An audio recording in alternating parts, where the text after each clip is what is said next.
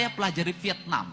Vietnam mengalami kemajuan yang sangat luar biasa. Hari ini sungai-sungainya jernih, danau-danaunya bersih, masyarakatnya disiplin, pemerintahnya menggunakan tangan besi untuk mengatur rakyatnya.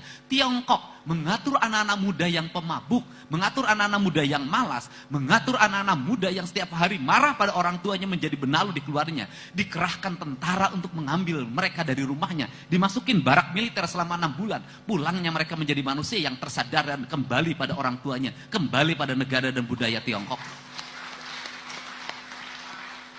Teologikal ini akan saya terapkan di Jawa Barat.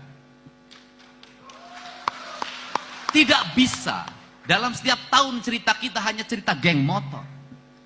Tidak bisa dalam setiap tahun cerita kita hanya cerita tawuran. Tidak bisa setiap tahun cerita kita ada cerita orang yang mati karena oplosan. Ini harus segera dihentikan. Kenapa? Kita punya kebudayaan, kita punya nilai ajaran Islam sebagai nilai-nilai ritualitas, sebagai nilai-nilai substansial, nilai-nilai spiritualitas. Tetapi kenapa kita tidak bisa menyelesaikan hal-hal yang remeh-temeh dan kecil ini? Faktornya cuma satu, kita lebih senang membangun wacana dibanding bertindak nyata.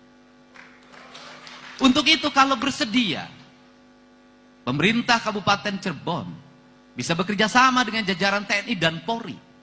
Pemerintah provinsi bersedia membangun mesnya.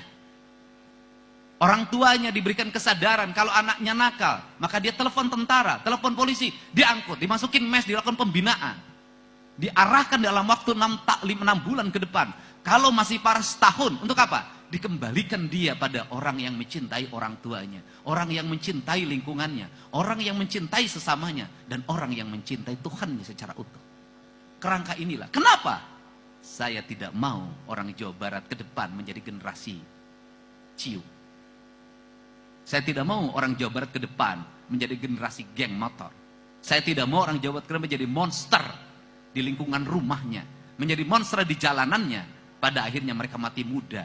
Ketika mati muda itulah, saya tidak mau orang-orang terdidik berasal di luar Jawa Barat kemudian mendominasi dan orang sini selamanya hanya menjadi kuli terhadap tuannya.